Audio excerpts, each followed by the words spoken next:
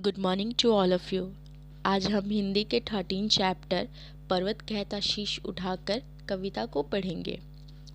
पर्वत कहता शीश उठाकर तुम भी ऊंचे बन जाओ, सागर कहता है लहरा कर मन में गहराई लाओ।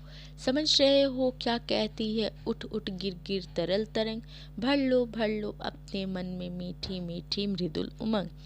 पृथ्वी कहती धैर्य न छोड़ो कितना ही हो सिर पर भार, नभ कहता है फैलो इतना ढक लो तुम सारा संसार।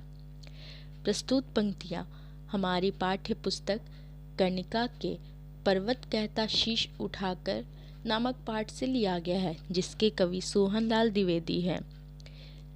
कवि लिखते हैं कि पृथ्वी अपने विभिन्न रूपों से क्या करती है, हमें सीख देती है।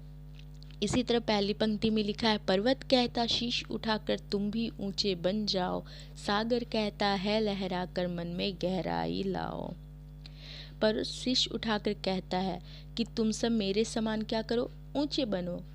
और जो सागर है वो लहरा कर कहता है मन के अंदर क्या करो, गहराई लाओ।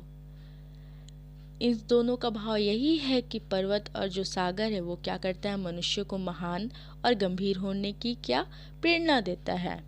ठीक उसी तरह दूसरी पंक्ति में समझ रहे हो क्या कहती है उठ उठ गिर गिर तरल तरंग, भर लो अपने मन में मीठी मीठी मृदुल उमंग। दूसरी पंक्ति में कवि यह कहना चाहते हैं, क्या तुम यह समझ पा रहे हो कि जो पानी है उसकी जो चंचल लहर है वो ऊपर उठ उठ कर फिर नीचे गिर गिर कर क्या संदेश दे रही है, या यही कह रही है कि तुम अपने मन में क्या करो, मधुर उत्साह, यानी कि अपने अंदर क्या करो, जोश भरो।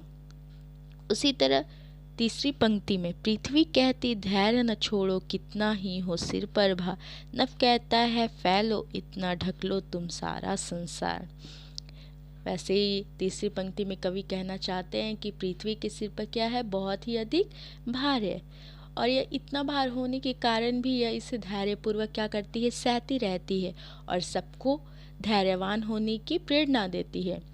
तथा जो आकाश है वो आकाश क्या करते हैं, सारे संसार को ढक लेने के लिए प्रोत्साहित करते हैं, अतः जो व्यक्ति होते हैं उनको महान बनने की प्रेरणा देते हैं। यही है इस पंक्ति का भावार्थ। आप सभी इसको कॉपी में नोट कर लेंगे। आइए आगे की ओर चलते हैं।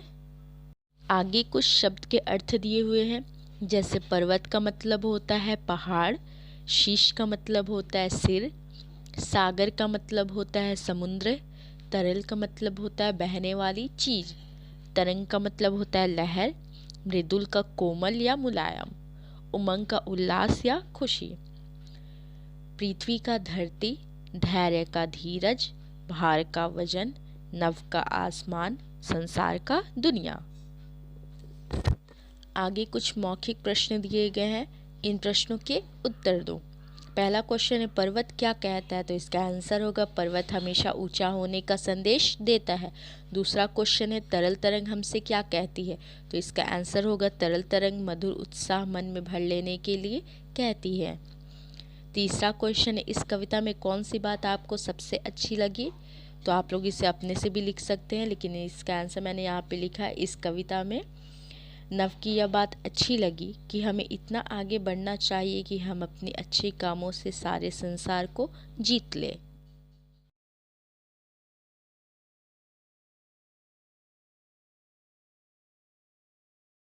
सही उत्तर के सामने सही का निशान लगाना है। पहला क्वेश्चन है मन में गहराई लाने की बात कौन कहता है, तो इसका आंसर होगा सागर कहता है। दूसरा क्वेश्चन है कौन उठ उठ गिर गिर रहा है, तो इसका आंसर होगा तरल तरंग। तीसरा है कौन कहता है कि धैर्य न छोड़ो, तो इसका आंसर होगा पृथ्वी कहती है धैर्य न छोड़ो। आगे इन प्रश्नों के उत्तर लिखने हैं। तो पहला क्वेश्चन दिया है सागर हमसे क्या कहता है, तो सागर लहरा कर कहता है कि मन के अंदर गहराई लाओ। दूसरा क्वेश्चन है तरल तरंग कहाँ होती है, तो तरल तरंग हमारे मन में होती है। तीसरा नंबर क्वेश्चन है आसमान हमसे क्या कहता है, तो इसका आंसर होगा आसमान हमें सारे संसार को ढक लेने के लिए प्रोत्साहित करता है, अर्थात व्यक्ति को महान बनने की प्रेरणा देता है। आगे भाषा और व्याकरण दिया गया है, समान अर्थ वाले शब्द लिखो। समान अर्थ वाले का मतलब होता है पर्यायवाची शब्द लिखना है। तो पर्वत का क्या होता है? पहाड़ और गिरी। शीश का मतलब सिर और माथा। सागर का मतलब समुद्र और जलधि। उमंग का मतलब उत्साह और जोश। पृथ्वी का धरा, अवनी। नभ का आसमान और आकाश। सही मेल करना है। अ साइड में दिया है सागर, तो सागर का होगा मन में गहराई लाओ। पृथ्वी का होगा धैर्य न छोड़ो। दिल उमंग का होगा मीठी मीठी। पर्वत का होगा ऊंचे बन जाओ। और नभ का होगा सारा संसार ढक लो। इस तरह हमारा आज का चैप्टर यहीं पे ख़त्म होता है। सारे बच्चे इसको कॉपी में नोट डाउन करेंगे।